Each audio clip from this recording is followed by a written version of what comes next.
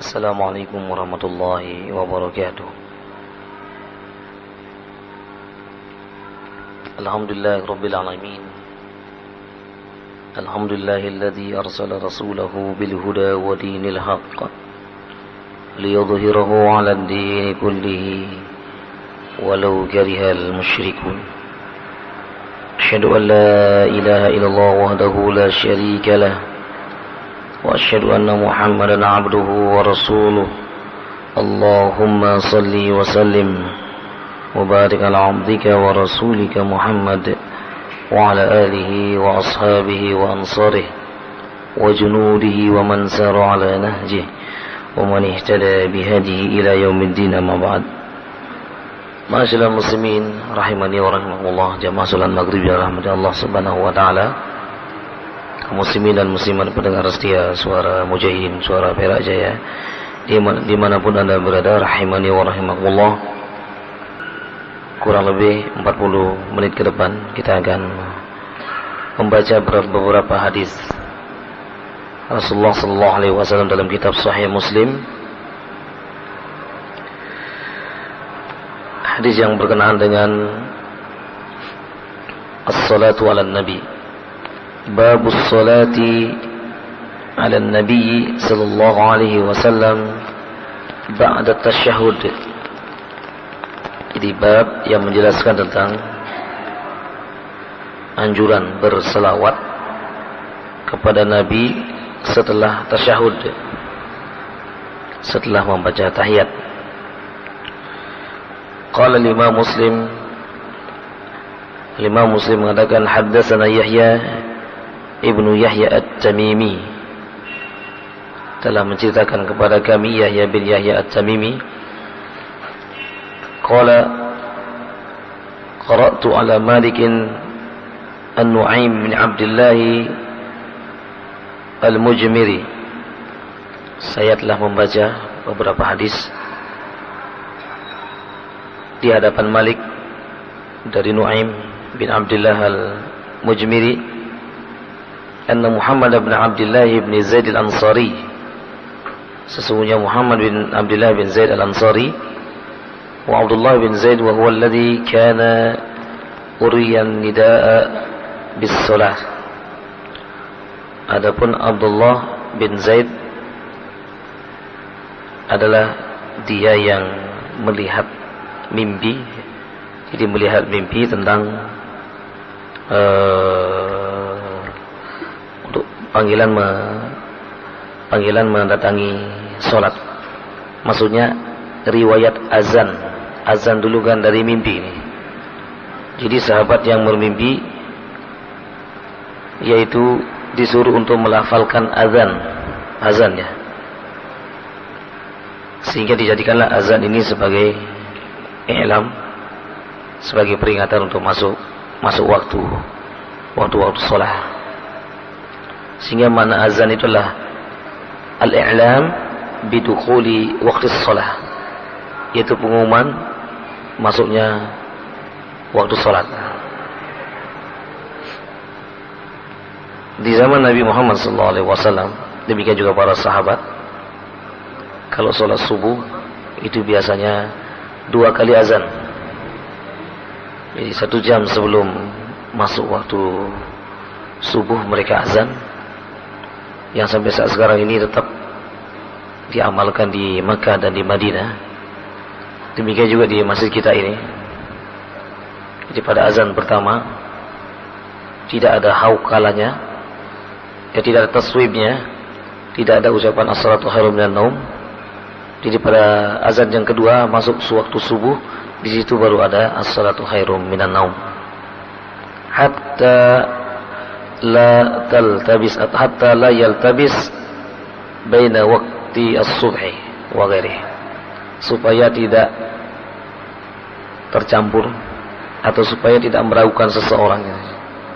Dan untuk membedakan antara azan subuh dengan azan-azan yang lain, karena itu pada waktu subuh ada taswibnya, itu ucapan as-salatu khairum minan naum. Taib akhbarahu, kita lanjutkan hadis ini. Akhbarahu an Abi Mas'ud al-Ansari, Dia menjelaskan tentang dari Abi Mas'ud Al-Ansari qala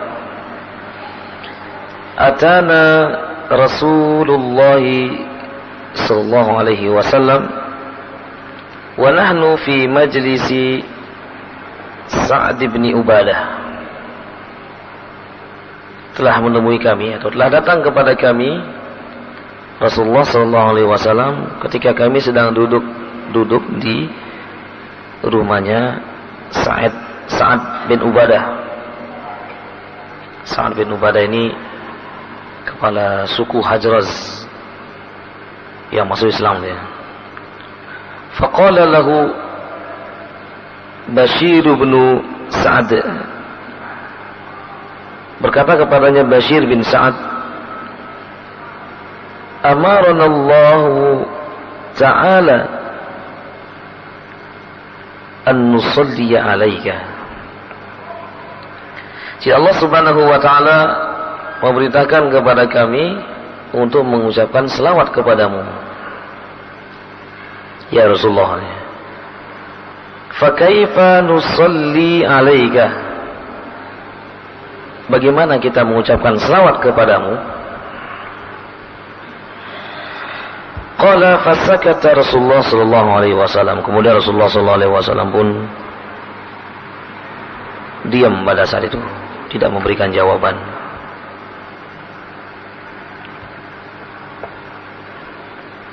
Hatta tamannaina annahu lam yas'aluhu. Sehingga kami sangat berharap sekali untuk tidak bertanya kepadanya. Karena Rasulullah SAW ketika ditanya tentang sesuatu, beliau kalau belum menemukan jawaban, beliau terdiam. Barangkali ada wahyu yang memberikan penjelasan tentang masalah itu, atau Rasulullah SAW masih memikirkan jawabannya. Karena jawaban itu nanti akan menjadi pegangan bagi yang bertanya. Benar dia menjawab, benar akan diamalkan. Tapi kalau salah, maka dia akan menjadi tersesat orang. Jadi tidak semua pertanyaan juga dijawab. Kalau tidak mengetahui, ya khalas, katakan tidak mengetahui atau belum menemukan jawabannya. Karena kita sering menemukan di televisi para artis-artis yang berubah menjadi ustadz ini. Itu ketika ditanya langsung menjawab, memberikan jawaban. Jawabannya tidak apa-apa, boleh-boleh saja dan lain sebagainya. Sehingga ini akan menyesatkan umat. Tapi kita lanjutkan lagi hadis ini. Summa qala Rasulullah sallallahu alaihi wasallam. Kemudian setelah itu Rasulullah sallallahu alaihi wasallam mengatakan, qulu, katakanlah, Allahumma salli ala Muhammad wa ala ali Muhammad. Katakanlah seperti itu. Jadi selawat yang diajarkan Rasulullah SAW sangat simpel sekali, sederhana. Allahumma salli ala Muhammad wa ala ali Muhammad. Ya Allah, berkahilah Nabi Muhammad SAW dan juga keluarganya Muhammad. Kama sallaita ala ali Ibrahim, sebagaimana engkau berkahi atau rahmati kepada keluarga Ibrahim. Wa barik ala Muhammad wa ala ali Muhammad, dan berkahilah keluarga Muhammad, berkahilah Muhammad dan juga keluarganya.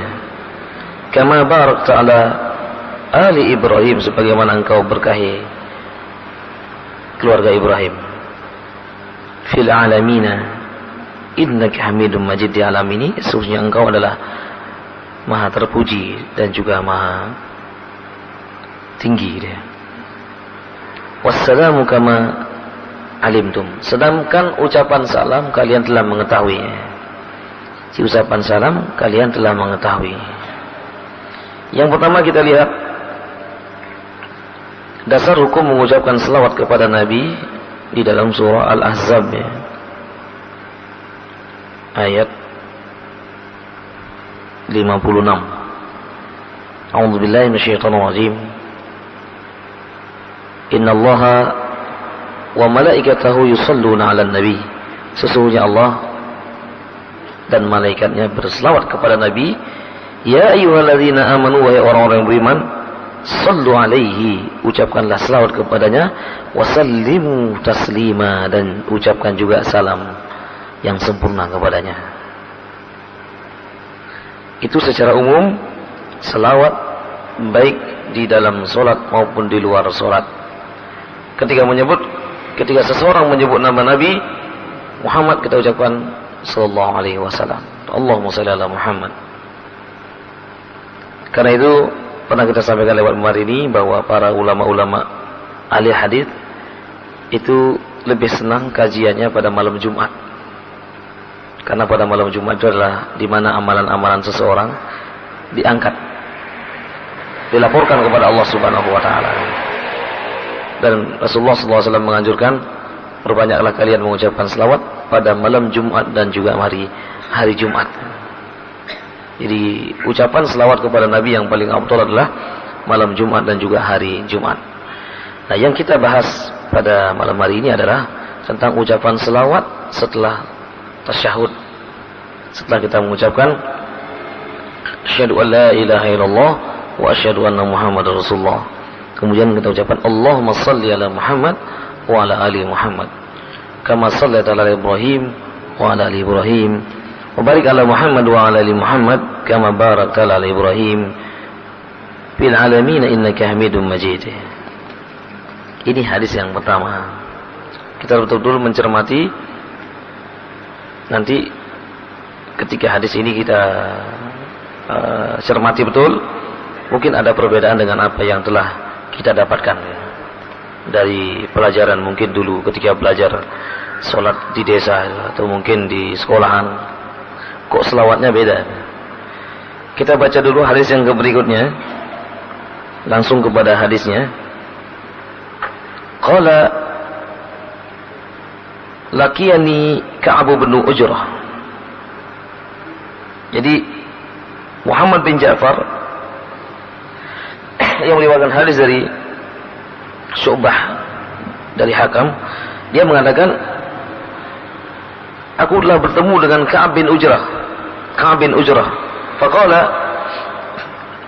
ala uhdi laka hadiyah, maukah aku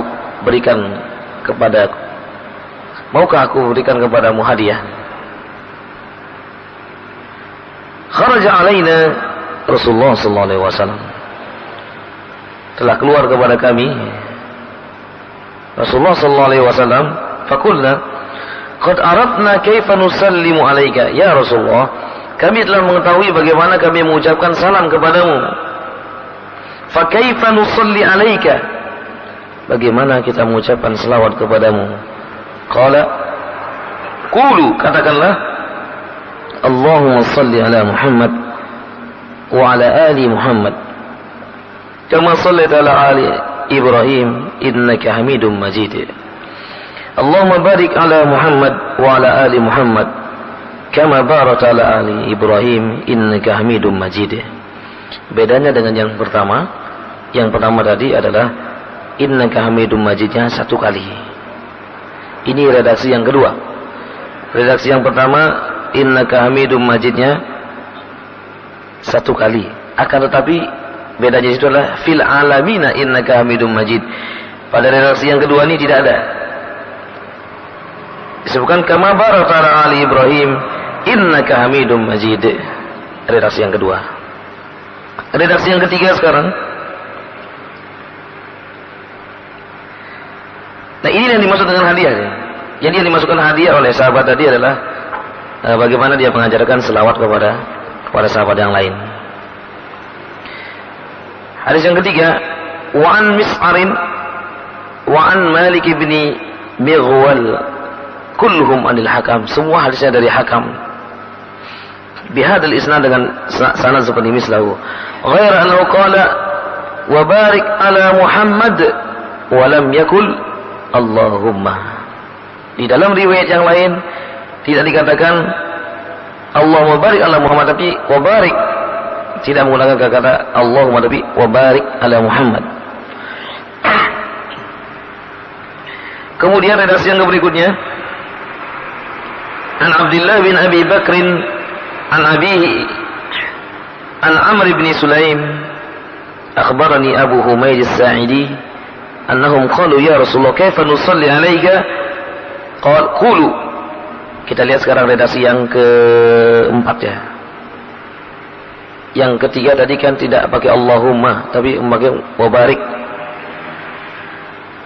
Sekarang yang redaksi yang keempat adalah Rasulullah mengajarkan qulu, katakan Allahumma salli ala Muhammad wa ala azwajihi wa zurriyatihi.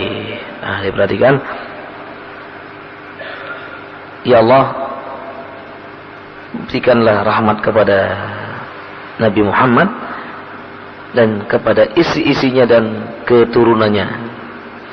Kama sallaita ala ali Ibrahim wa barik ala Muhammad wa ala azwajihi wa zurriyatihi kama barakta ala ali Ibrahim innaka Hamidum Majid. Jadi yang keempat ini itu bedanya adalah ada menyebutkan isi-isi Nabi dan juga keturunannya. Ikhwatul iman rahimani wa rahimakumullah. Hadis yang terakhir pada redaksi selawat ini yang sesungguhnya ada sekitar 12 redaksi selawat yang diajarkan oleh Rasulullah sallallahu alaihi wasallam. Semua selawat diajarkan tidak ada menggunakan kata-kata sayyidina. Berdasarkan hadis yang sahih. Hadis yang terakhir adalah dari Abu Hurairah, anna Rasulullah sallallahu alaihi wasallam qala man shalla alayya wahidatan, siapa saja yang berselawat kepadaku satu kali saja, sallallahu alaihi asyra, maka Allah akan memberikan selawat kepadanya 10 kali. Satu kali saja kita ucapkan Allahumma shalli ala Muhammad, maka Allah akan memberikan selawat kepadanya 10 kali lipat. Nah, bagaimana kalau dia berselawat banyak aja? 10 kali dia berselawat berarti tinggal mengalihkan saja aja. Bagaimana kalau dia berselawat sangat banyak, maka Allah pun akan memberikan selawat kepadanya. Al khairu wal khairu was sa'adatu was sa'adah liman ittaba'a sunnata Rasulullah sallallahu alaihi wasallam. Sungguh ada kebaikan dan kebahagiaan bagi mereka-mereka yang mengikuti sunnah Rasulullah sallallahu alaihi wasallam.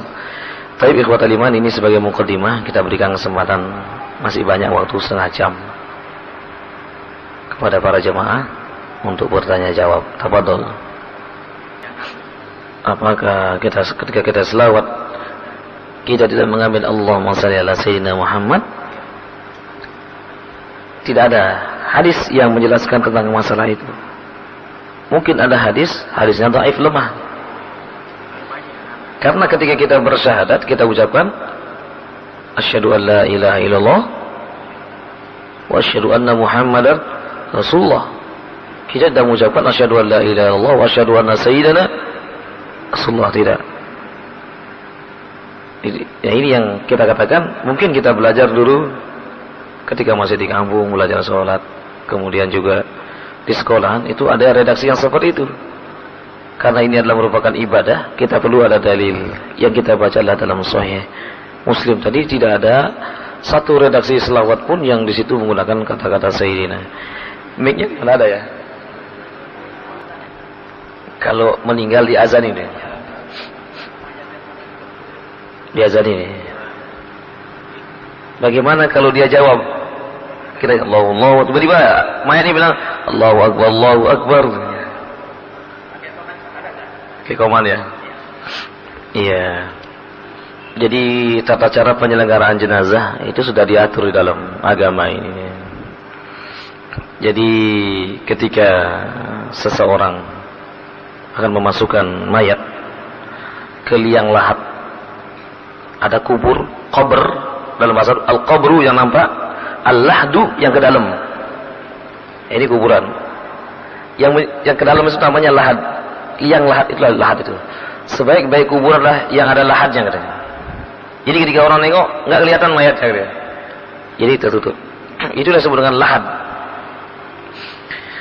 Jadi ketika memasukkan mayat, Rasulullah mengucapkan Bismillahi wa ala millati Rasulillah. Ini bacaannya.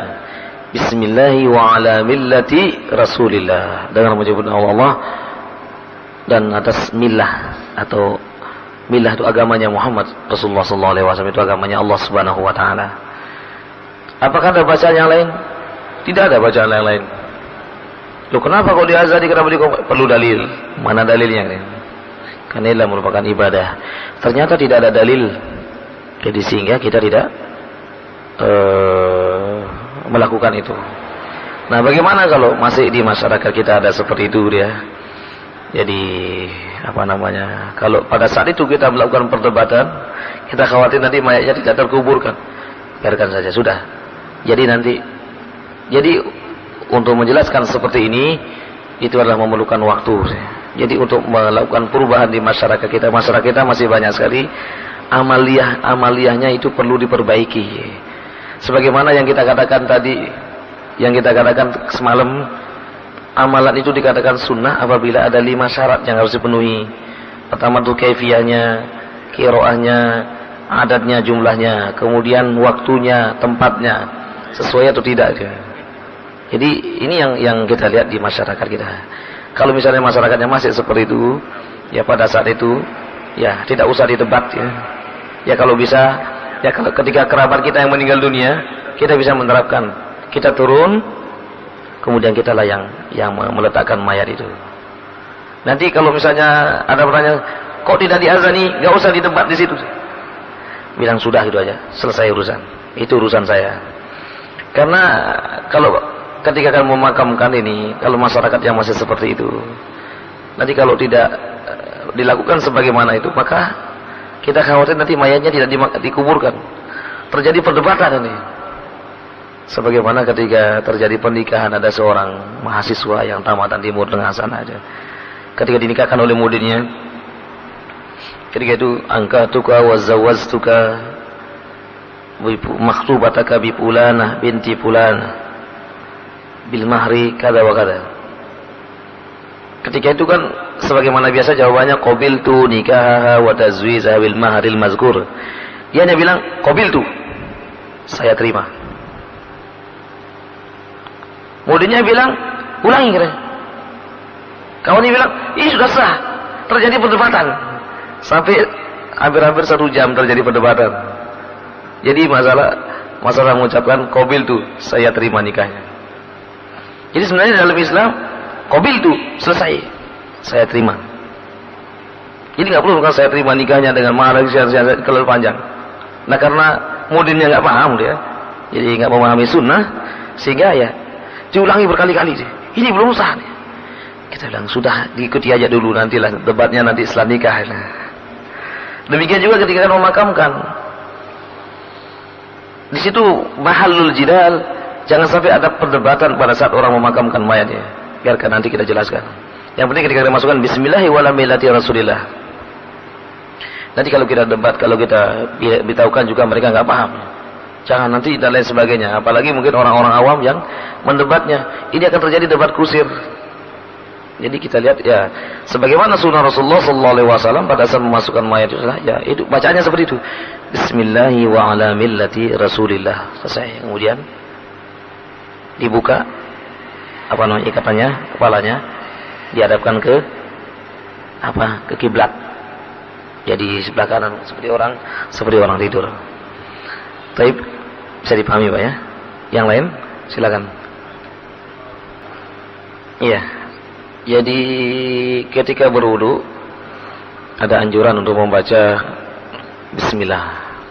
Para ulama dalam menyikapi ini ada 2 perbedaan. Apakah itu adalah wajib atau merupakan sunnah? Kami lebih memilih kepada sunnah. Kemudian yang kedua, di rumah-rumah kita jarang sekali yang punya kamar mandi dan tempat wudu yang berpisah. Mungkin karena tempat dia tidak ada ya kamar mandi di situ, ya tempat wudu juga di situ ya. Demikian juga ketika kita mandi wajib kita juga mandi di kamar mandi gitu ya. Nah, bagaimana? Ini kan ketika mandi wajib kan juga ada niat. Kita kembalikan kepada perkataan para ulama, an-niyatu mahalluhul qalb. Jadi niat itu letaknya di di dalam hati dia. Jadi ketika seorang akan masuk kamar mandi, dia sudah mengucapkan apa doanya? Allahumma inni a'udzubika minal khubsi wal khaba'is.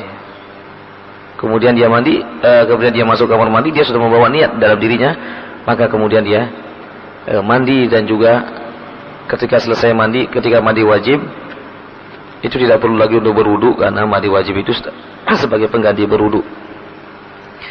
Nah, bagaimana ketika dia berwudu di kamar mandi? Boleh atau tidak? Nah, sebagaimana dikatakan tadi, kalau dia punya tempat wudu khusus, maka lebih baik dia tidak berwudu di situ. Tapi kalau dia misalnya tidak memiliki, maka dia berwudu di sana, dengan catatan maka kamar mandinya pun tetap dalam keadaan bersih dia. Tetap dalam keadaan bersih. Jadi kapan dia mengucapkan bismillah dia? Ya, dia sudah berniat. Jadi ketika dia sudah berniat.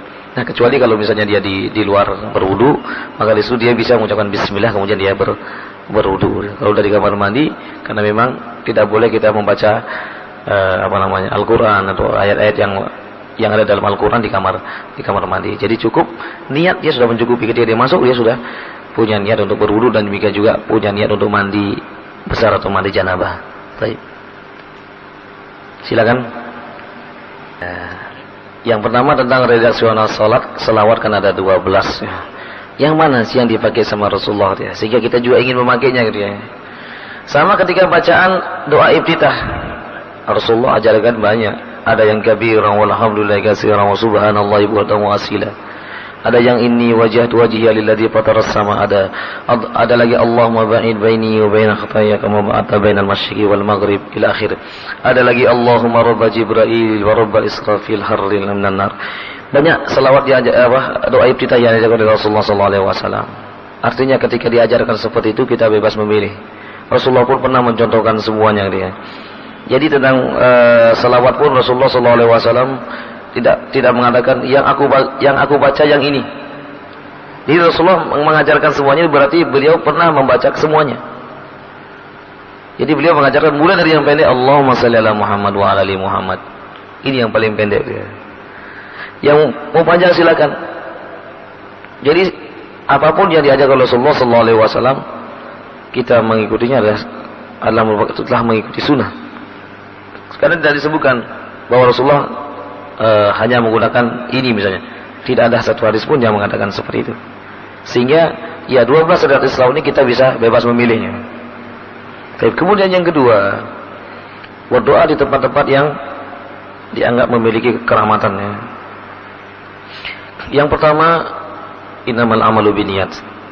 Ini yang pertama. Untuk apa dia ke sana? Taruhlah misalnya kuburan yang dianggap itulah kuburan yang dikuburkan di situ adalah wali misalnya, atau sunan ya. Ketika dia ke sana, apa yang dia lakukan? Apakah ada beda kuburan ini dengan kuburan itu ya? Kuburan semuanya sama, tidak ada bedanya sama sekali. Kecuali kuburannya Rasulullah sallallahu alaihi wasallam, itu yang berbeda ya. Apa bedanya? Ya, kuburan Rasulullah sallallahu alaihi wasallam, jasad beliau tidak termakan oleh tanah. Setiap yang mengucapkan salam, beliau langsung menjawab. Sebagaimana di dalam sebuah hadis dikatakan, fasalli wasallim alayya. Ucapkanlah selawat dan salam kepadaku. Fa inna salatakum ma'rudatun alayya. Sesungguhnya selawat kalian dimanapun kalian ucapkan, itu akan sampai kepadaku. Jadi nggak perlu nanti bilang gini kepada jemaah haji, Pak tolong ya sampaikan salam saya kepada Rasulullah.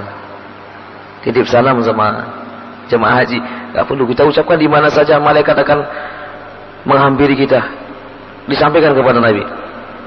Nah, ketika seorang idza sallama al-insanu alaihi, ketika seorang mengucapkan salam kepadaku, faraddallahu ruhi fa'arudda salamahu.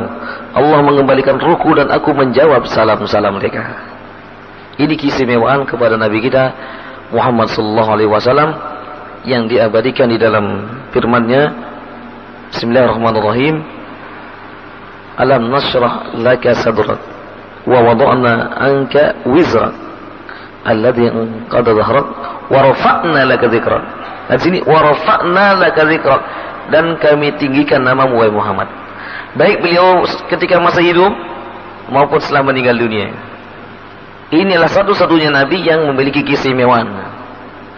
Ketika seorang sahabat mengatakan, "Ya Rasulullah, kaifa nusalli wa nusallim alaika wa qad balaita?"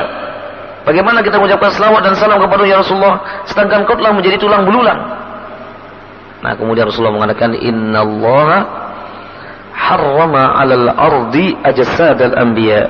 Sesungguhnya Allah mengharamkan terhadap bumi ini untuk memakan jasad para nabi. Nah, ini nabi beda. Yang membedakan ya sebagaimana tadi. Tentang berdoa semuanya sama di mana saja. Di kuburan mana saja dia. Tidak boleh kita di situ berdoa dan meminta di situ. Kita boleh berdoa seperti ini, Allahummaghfir lahu warhamhu wa'afihi wa'fu anhu wa akrim nuzulahu, atau Allahummaghfir lahum warhamhum wa'afihim wa'fu anhum wa akrim nuzulahum wa wassi mudkhalahum waqsilhum bil ma'i wassalji wal bar. Mendoakan mereka. Bukan kita berdoa dengan harapan kita ini mendapatkan barokah. Kemudian kita berdoa dengan harapan doa kita dikabulkan sama Allah Subhanahu wa taala. Ini katanya tawassul. Ini tawassul yang bid'i, tawassul yang bid'ah. Jadi hendaklah kaum muslimin tidak melakukan itu. Karena ada orang-orang yang ingin anaknya lulus, lancar belajar, disuruh berdoa mau di sana katanya. Ada orang yang lama tidak mendapatkan jodoh, disuruh ke sana berdoa di sana supaya mendapatkan jodoh. Nah, hal-hal seperti inilah yang bisa-bisa nanti akan menimbulkan kesyirikan. Jadi syirik itu adalah apabila dia meyakini dia. Dengan dia berdoa di situ, Allah akan kabulkan. Ini sudah mulai ada kesyirikan di situ. Jadi hendaklah kita meninggalkan hal-hal yang seperti itu. Jadi tidak melakukannya. Nah, apakah dia nanti ketika dia mengucapkan selawat di situ juga akan, kan selawat dianjurkan, tetapi tempatnya nggak sesuai ini. Dia ucapkan selawat di situ. Apakah dia juga akan mendapatkan dosa yang berlipat-lipat gitu ya? Jadi perbuatan dosa tidak dilipat gandakan oleh Allah Subhanahu wa taala. Sekali mereka melakukan, 1 kali dihitung. Tetapi kalau kebaikan 1 kali dihitung 10 kali. Jadi seperti itu. Yang lain. Jadi apakah mengucapkan kata Sayyidina ini mutlak dilarang, atau mungkin di luar sholat itu boleh gitu ya? Atau di luar sholat itu boleh ya? Yang pertama, al-khairu fal khair, sebagaimana dikatakan tadi, yang terbaik bagi kita adalah yang mengikuti apa yang dalam hadis. Baik di dalam sholat maupun di luar sholat, kita tetap selawat kita sama saja. Ini yang pertama, pendapat yang pertama, yang insya Allah ini yang rajih, yang kuat. Pendapat yang kedua, ada yang membedakan. Ketika dia mengucapkan selawat di dalam sholat maupun di dalam sholat dia mengucapkan seperti ini, kemudian di luar sholat diperbolehkan mengucapkan kata-kata Sayyidina ini.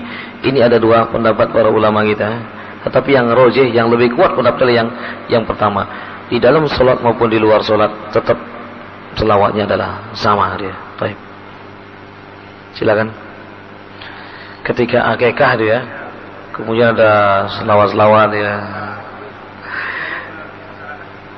Ya, jadi ketika kita akikah ini adalah ya sunnahnya ketika memotong hewan itu persis di ruas-ruasnya itu ya, potongannya rapi. Kemudian sebaik-baiknya lagi kalau kita bisa memasak, kemudian kita bagi-bagikan, atau bisa juga mengundang, itu bisa.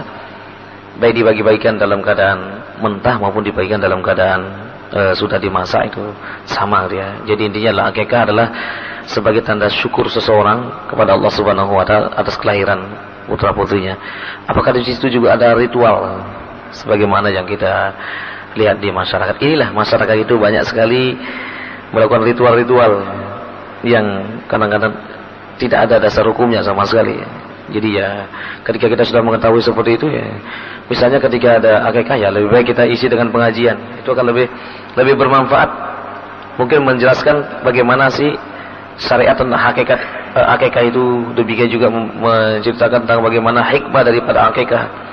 Kenapa kok harus akikah? Kemudian hikmahnya apa? sambil juga kita menjelaskan tentang bagaimana cara mendidik anak di dalam Islam. Itu akan lebih bermanfaat ketimbang hanya yang diisi dengan selawat. Habis itu selesai. Jadi apa yang kita dapatkan? Nggak dapat apa-apa. Ilmu juga nggak dapat. Hanya sekedar bercapek-capek ria saja, capek saja gitu ya. Jadi ya sebaiknya yang kita sudah mengetahui ya ketika ada akikah, lebih baik kita adakan seperti pengajian itu akan lebih bermanfaat. Sama seperti seorang ketika akan menunaikan ibadah haji, kan ada beberapa acara yang digelar ya.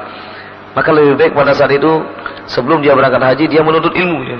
Artinya menuntut ilmu dia bisa saja mengundang orang yang ahli, kemudian dia menjelaskan di situ. Selain dia mendapatkan untuk dirinya juga untuk orang lain, itu lebih bermanfaat ketimbang misalnya hanya diisi sekedar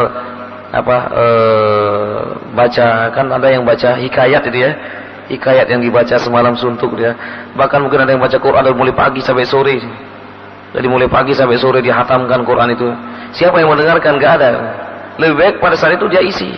Pada hari-hari itu mengadakan kajian, misalnya dia undang masyarakat di rumahnya misalnya, ketika itu diadakan persiapan melaksanakan ibadah haji. Jadi ada beberapa hal yang disampaikan. Pertama mungkin tentang masalah tauhid, kemudian masalah niat, kemudian masalah manasik haji. Ini lebih bermanfaat bagi dia, bermanfaat bagi dirinya juga orang lain bermanfaat. Sambil itu ada motivasi-motivasi untuk melaksanakan ibadah haji. Demikian juga sama ketika akikah dari dia. Sehingga ketika orang hadir dia dapat ilmu, tidak hanya sekedar mendapatkan makanan saja. Insya Allah makanan dapat kenyang, tapi ruhiyahnya nggak kenyang, nggak dapat apa-apa. Baik, Sayyidina Ali itu nggak ada radhiyallahu anhu-nya, ada.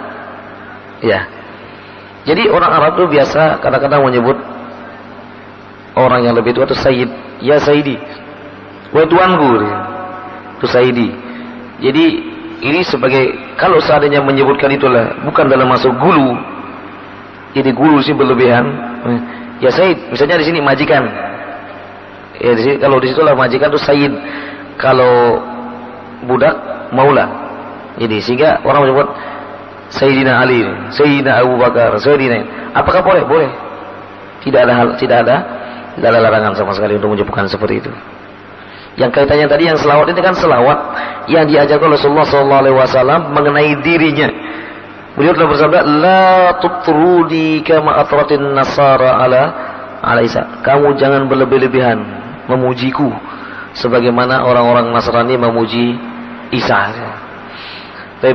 Para sahabat semuanya radhiyallahu anhum. Sahabat-sahabat ini semua diridhoi oleh Allah Subhanahu wa taala. Dasar hukumnya dilihat dalam surah Al-Bayyinah. Radhiyallahu anhum wa radu'an, dzalika liman khasyya rabbah. Jadi setelah para sahabat, ya semuanya mengucapkan rahimahullah. Yang radhiyallahu anhum inilah para sahabat, karena memang Allah menyaksikan mereka-mereka itu. Khususnya lagi mereka-mereka yang ikut dalam perang Badar, Allah ampuni dosa-dosanya semuanya. Dan juga dikatakan orang yang menginfakkan hartanya sebelum Fathu Mekah itu beda dengan setelah Fathu Mekah. Fathu Mekah ini kota Mekah dibuka dia. Itu dibedakan oleh Allah Subhanahu wa taala. Baik. Mungkin ini yang saya sampaikan pada kesempatan yang berbahagia ini. Mudah-mudahan ada hikmah dan manfaatnya. Kita masih ada waktu-waktu yang lain. Mudah-mudahan kita bisa menyempurnakan nanti pertanyaan-pertanyaan kita, demikian juga jawaban-jawabannya. Subhanakallahumma wa bihamdika asyhadu an la ilaha illa anta astaghfiruka wa atubu ilaik. Wa sallallahu ala nabiyyina Muhammadin wa ala alihi wa sahbihi ajmain. Assalamualaikum warahmatullahi wabarakatuh.